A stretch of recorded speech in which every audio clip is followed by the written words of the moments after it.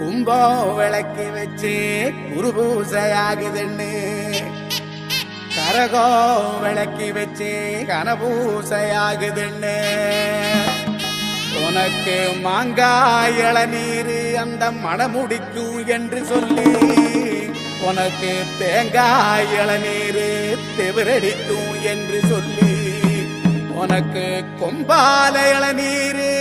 கொண்டு வந்தோம் பூசைன்னு இந்த பூசை முகம் பார்க்க அங்க புறப்பட்டு